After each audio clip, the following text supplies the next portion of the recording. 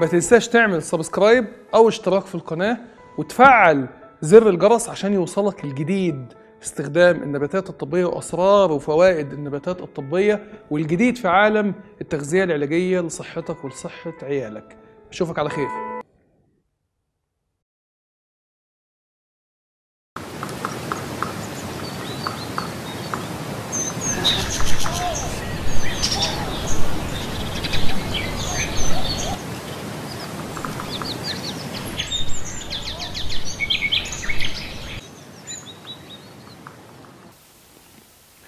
بسم الله الرحمن الرحيم. مشاهدينا الكرام، اهلا وسهلا بكم وحلقه جديده من برنامج اسرار وفوائد. والنهارده هنتكلم عن اسرار وفوائد العلاج بزيت الزيتون.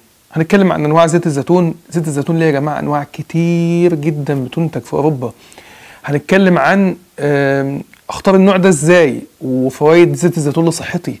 هنتكلم عن الدراسات اللي اتعملت عن زيت الزيتون. عاوزك بس تفرق في الاول إن الدراسات اللي اتعملت عن زيت الزيتون مختلفة كلية عن ورق الزيتون. ورق الزيتون قصة تانية مختلفة خالص، مواد فعالة مختلفة تماما بفوائد تانية خالص ودراسات مختلفة تماما. زيت الزيتون بيطلع من الأول بيجيبوا الزيتون ويعصروا ويطلع منه الزيت. يبقى ده رقم واحد، بيطلع من عصر الثمار بتاعة الزيتون. لو أنا مستخدم الحرارة، بستخدم المذيبات العضوية اللي هي الغذائية في استخلاص زيت الزيتون، ده بيسموه زيت زيتون عادي، وده بيكون أقلهم سعرا.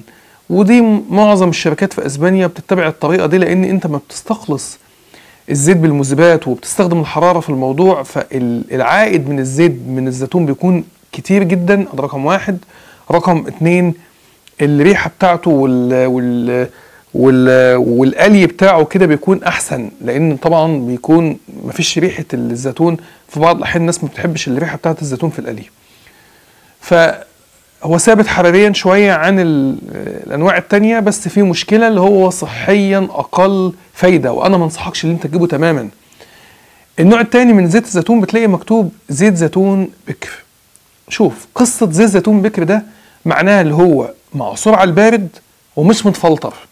معصور على البارد يعني مش مستخدمين لا الحرارة ولا المذيبات في استخلاصه، اللي هو يعني زيت زيتون بفوائده كلها، ومش متفلتر. بس زيت الزيتون البكر الغير متفلتر ده بيسموه نوعين.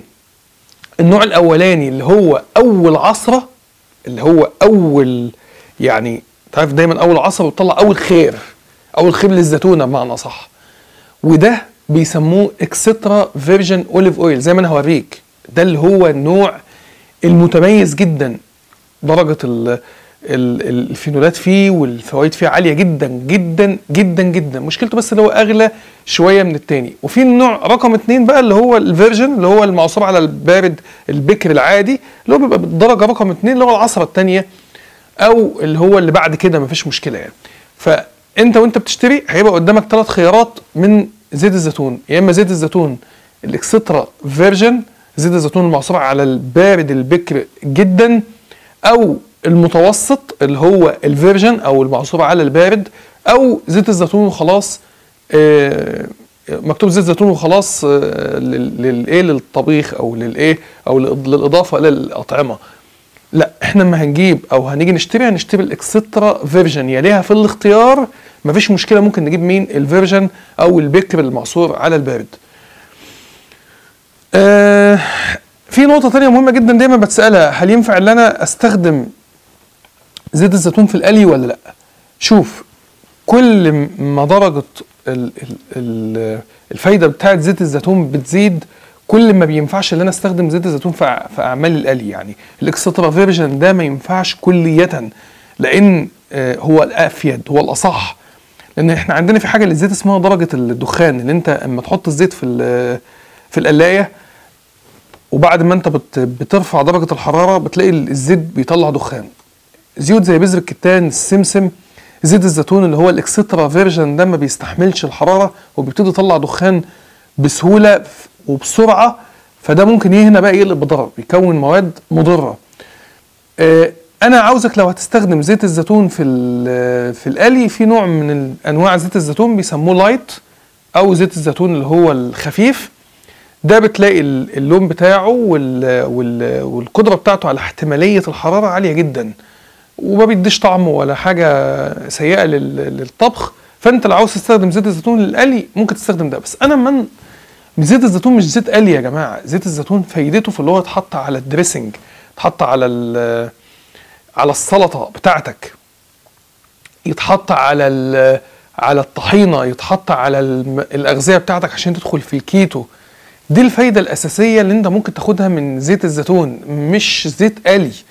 الزيت القلي انت عندك زيوت تانية هنستخدمها في القلي لما هنيجي نتكلم. احنا بدأنا اهو شغل كلامنا عن الزيوت، دي أول حلقة ليا في الزيوت. احنا هنتكلم النهارده عن زيت الزيتون، بعد كده بكرة وبعده وبعده هنبتدي ناخد الايه، الزيوت وأنواعها والفرق ما بينها، ومين اللي يستخدم للقلي ومين اللي ما يستخدمش للقلي.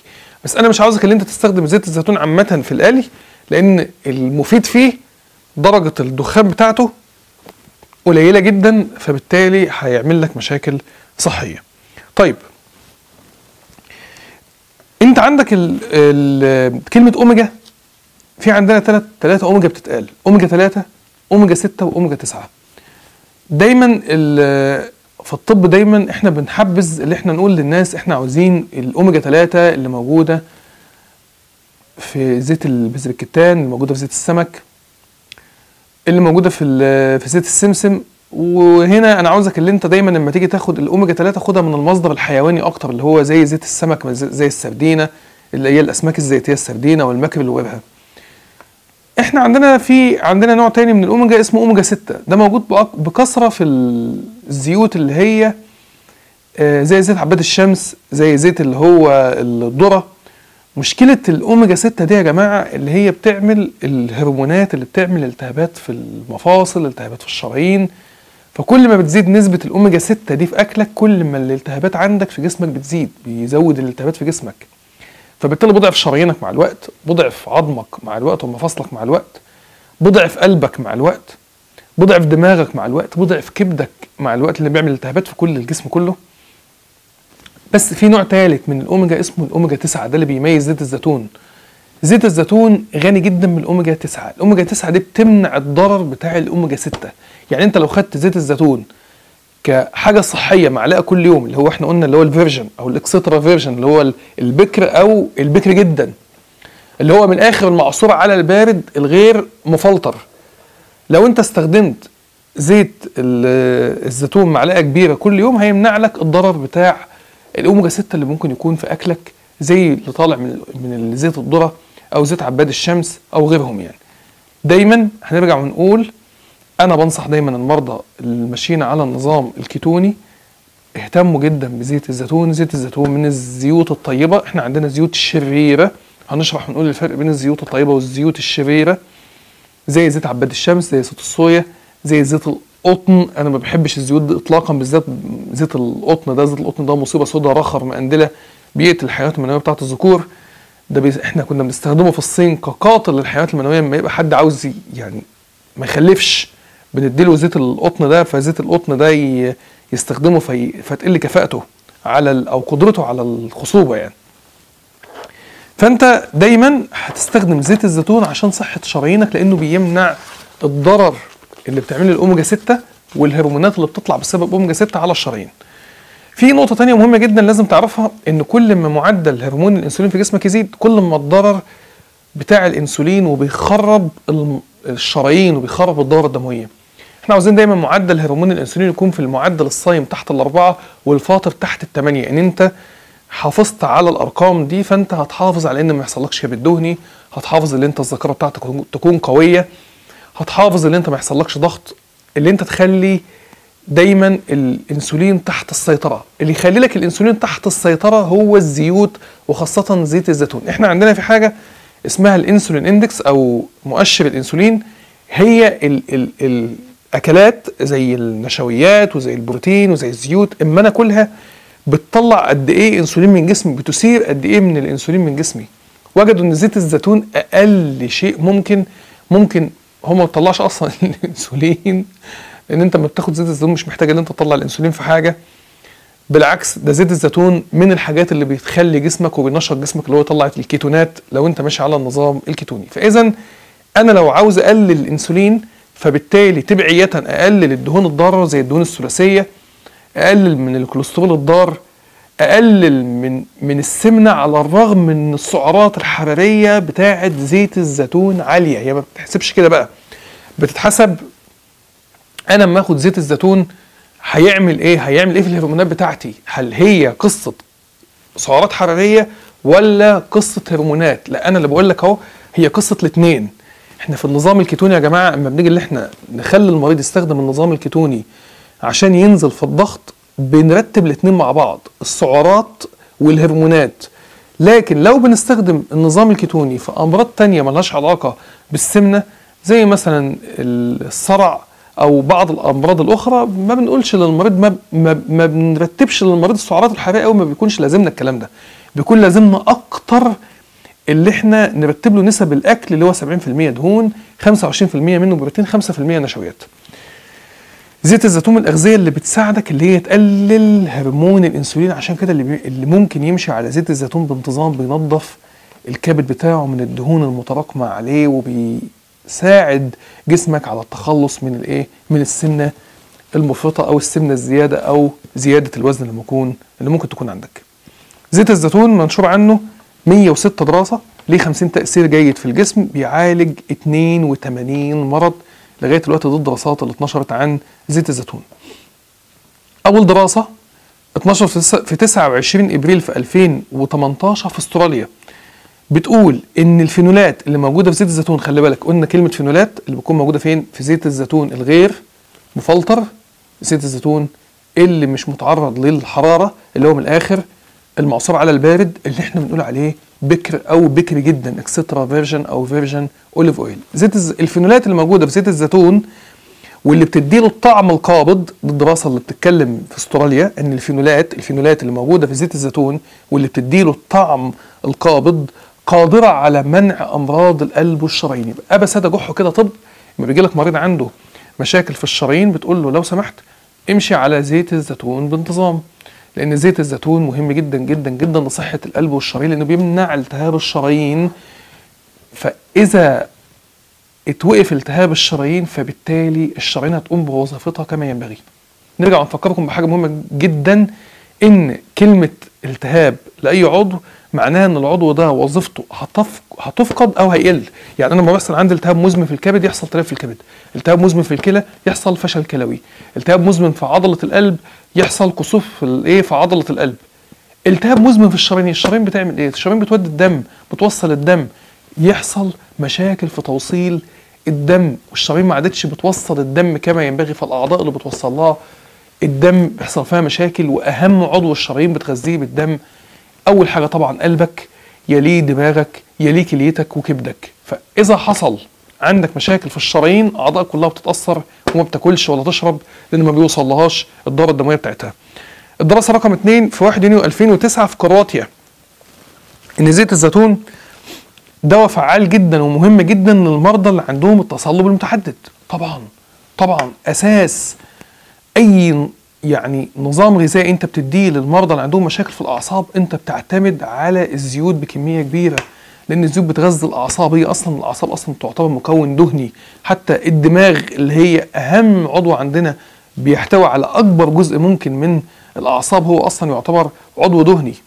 فاذا انت عندك التهاب في الاعصاب، عندك تصلب متعدد او غيره، لازم تحافظ على كميه عاليه من الدهون الصحيه.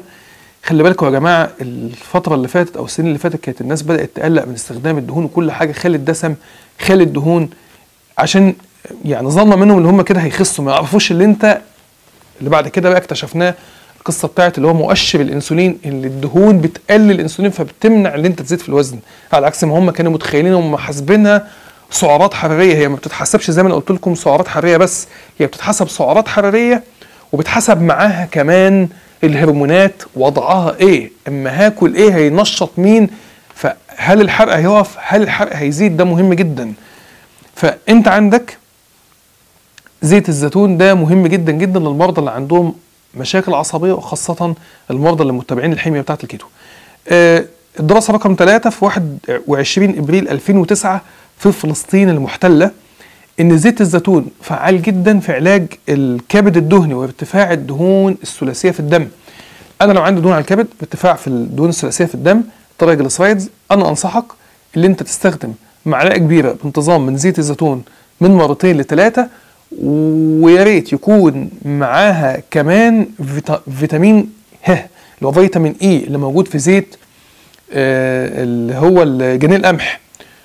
فإن استخدمت زيت جنين القمح مع زيت الزيتون، دي وصفة فعالة وقوية جدا للمرضى اللي عندهم دهون على الكبد. فأنت استخدم زيت الزيتون بانتظام، وابتدي اللي انت تحلل بعد كده الماركرز بتاعتك بتاعة دهون الكبد، وابتدي تعمل إشعة سونار بعد شهر من استخدامك زيت الزيتون، شوف الوضع ايه. 20 يونيو 2016 دراسة رقم 4 في اسبانيا ان زيت الزيتون فعال في علاج اللي هو روماتيزم العضلات او الام العضلات الليفيه اللي احنا بنسميها الفايبروميالجيا. الالم العضل الليفي من الامراض اللي انتشرت جدا بين السيدات في الفتره او السنين اللي فاتت، وانا بشوفه كتير جدا الايام دي. وواحد من الاسباب الرئيسيه هو الاضطرابات بتاعه الهرمونات، واحد من الاسباب الرئيسيه نقص الكالسيوم. ابس تجح طب اي مريض عنده فايبروميالجيا لازم تديله كالسيوم بانتظام. قشر البيض، وشوف الحلقه بتاعه قشر البيض. كذلك هنا رقم 2 في الادويه الطبيعيه اللي احنا بنتكلم عنها النهارده هو زيت الزيتون. 30 يونيو 2019 دراسه رقم 5 في اسبانيا برضو. خلي بالك اسبانيا ملكه الدراسات بتاعت زيت الزيتون، عشان خاطر هو اصلا يعتبر منتج اسباني. زيت الزيتون بيحميك من الاصابه بالسكر لو انت مشيت على زيت الزيتون بانتظام. لو انا عندي كبد دهني، كده مش هيجي لي سكر، كده مش هيجي لي دهون على الكبد، كده مش هيجي لي مشاكل في القلب ولا الشرايين.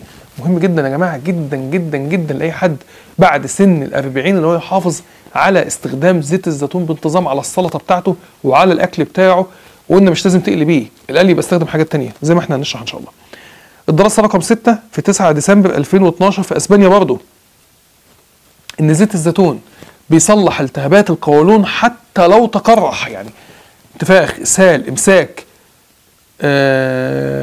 تقرحات في القولون. هتستخدم زيت الزيتون فعال وقوي ومفيد، وبيعالج الالتهابات بتاعة القولون حتى لو تقرح. انا حتى عندي بستخدم في العياده لما بيجي لي المرضى اللي عندهم التهاب قولون تقرحي الحقنه الشرجيه بتاعه ورق الزيتون فعاله جدا. كل منتجات الزيتون مهمه جدا للناس اللي عندهم التهابات في القولون، سواء التهابات عاديه او التهابات مناعيه.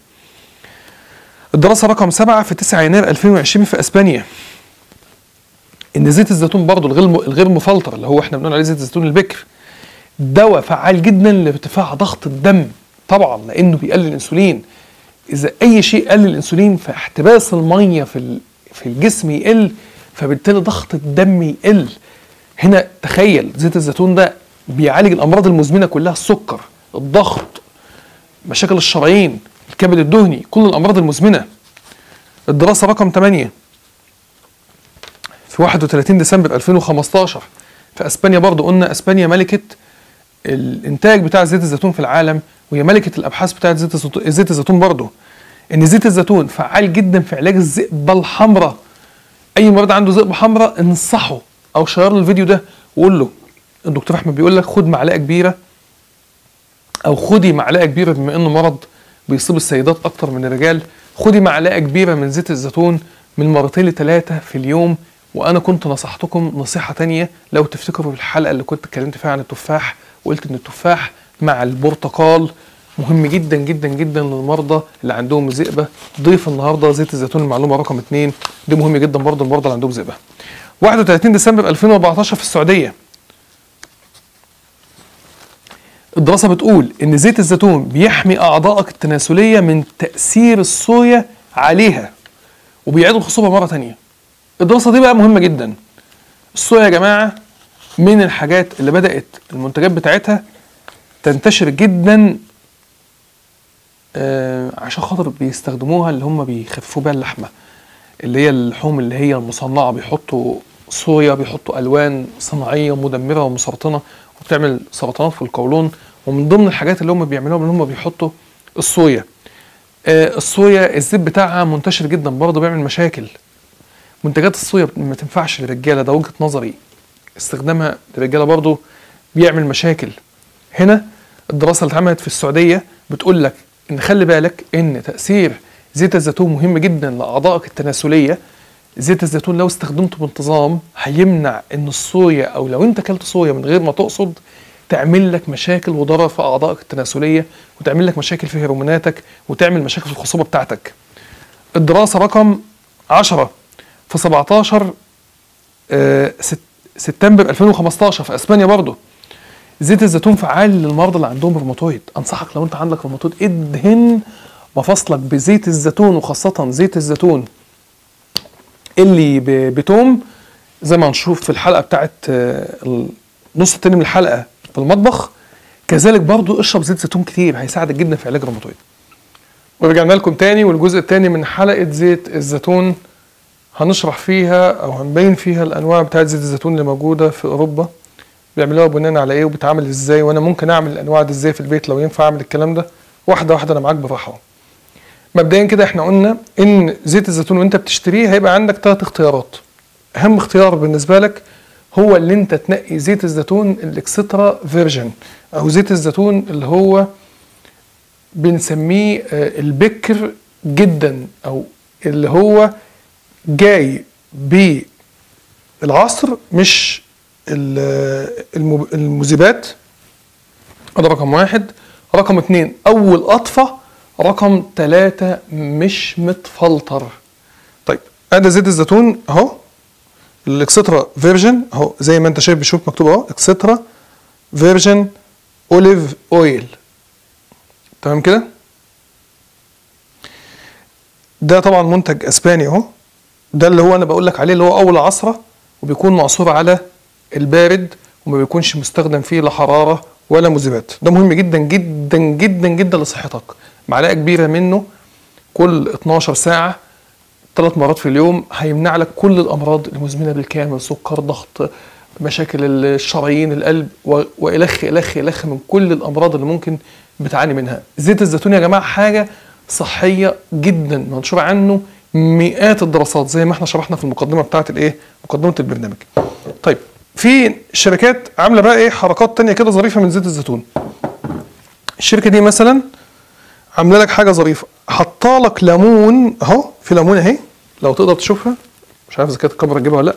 في ليمونه اهي، احاول احركها اهي، في ليمونه اهي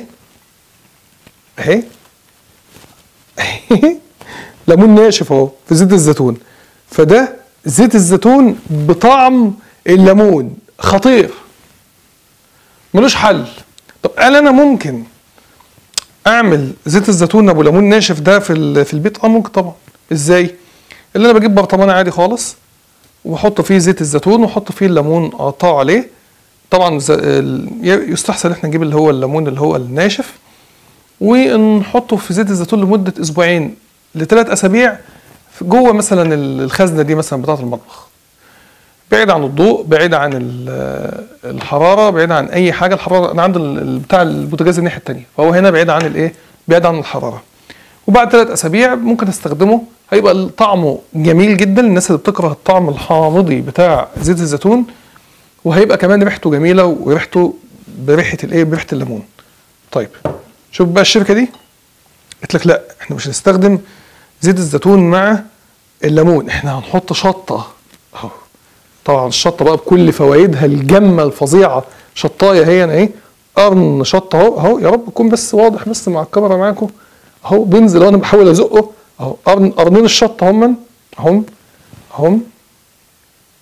طب اعمل ايه؟ نفس القصه، هنجيب قرون الشطه ونحطها في زيت الزيتون لمده من 2 ل3 لغايه ما احنا اهو قرنين الشطه هم، لغايه ما احنا نلاقي الطعم بتاع زيت الزيتون بقى شويه حار. يبقى هنا عرفنا ان الماده الفعاله بتاعت الشطه طلعت في زيت الزيتون، وهنا يكون زيت الزيتون فعاليته وكفاءته وفايدته الصحيه مضروبه في 2، لان ده فايده الشطه مع فايده زيت الزيتون اللي احنا قلنا عليها. طبعا ده للناس اللي بيحبوا بقى الاكل اللي هو مشطشط الشديد حار، انا انصحهم بعمل الحركه اللطيفه دي. طيب شوف الشركه دي بقى قالت لك لا لا لا لا لا، احنا هنعمل ده للناس اللي رايقه، اللي بتحب اللي نفسيتها تكون جميله. فاكرين الحلقه بتاعت الريحان؟ زيت الزيتون مع ريحان اهو، ريحان تحت اهو اهو، الريحان شايفين الريحان اهو اهو، ورق ريحان اهو، حاطين في زيت الزيتون ورق ريحان. اولا الريحان هيدوله طعم وريحه جميله جدا، ثانيا الفايده الصحيه بتاعه الريحان، انا عملت عنه حلقه، خش شوف الفايده بتاعه الريحان وشوف الفوائد الصحيه بتاعه الريحان. انا نفسي اعرف ليه احنا ما عندناش في الوطن العربي، يعني احنا اهل فلسطين، والله سؤال لاهل فلسطين، وانتوا اهل سينا والواحات عندنا في مصر من اكتر الناس اللي بتنتج زيت الزيتون في الشرق الاوسط. ليه الاسبان بيعملوا الحركات دي واحنا ما عندناش الحركات؟ ليه انتوا ما بتعملوش كده؟ يعني ليه ده الموضوع ده تحضيره بسيط جدا، تحضيره بسيط جدا جدا جدا، ان انت تنقع الاعشاب في الزيت وتدي للناس زيت الزيتون بفايدته بالاعشاب كمان المنقوعه فيه، تبقى الفايده مضروبه في 2. ده الريحان ده فظيع للناس اللي هي عندها مشاكل كمان في الشرايين، بيخفض ضغط الدم وبيعالج المشاكل بتاعه الاعصاب. طيب ده بقى الملك والله ده الملك، ملك الزيوت كلها على الاطلاق، زيت زيتون منقوع في مين؟ شايفين ده مين؟ الشاطر يقول لو حد لمحه. توم اهو، زيت زيتون منقوع فيه توم. تخيل بقى يا مؤمن الفايده الجباره بتاعت ده، زيت زيتون في توم، يا خرابي. يعني فايده زيت التوم، فايده التوم، فايده فايده الشرايين كلها في زيت الزيتون والثوم مع بعض في زيت واحد، تستخدمه تحطه بقى على السلطه، تحطه على اكلك، طعمه ده طعمه جميل طعمه جميل جدا. ده سهل تعمله في البيت، شويه توم زي ما انت شايف كده اهو، حط عليهم زيت الزيتون وتنقعهم لمده من اسبوعين ل3 اسابيع، وبعد كده تستخدمه بالهنا والشفا على ايه؟ على شرايينك ان شاء الله باذن الله تعالى وكبدك. اتمنى كل حلقه النهارده من اسرار وفوائد تكون عجبتكم. لو عجبتك الحلقه يا ريت بعد اذنك تعمل لايك، تعمل سبسكرايب للقناه، وما تنساش ان انت تفعل زر الجرس عشان يوصلك الجديد في عالم النباتات الطبيه والتغذيه الصحيه. شير الحلقه بعد اذنك على فيسبوك، على الواتساب. اشوفك على خير، شكرا والى اللقاء.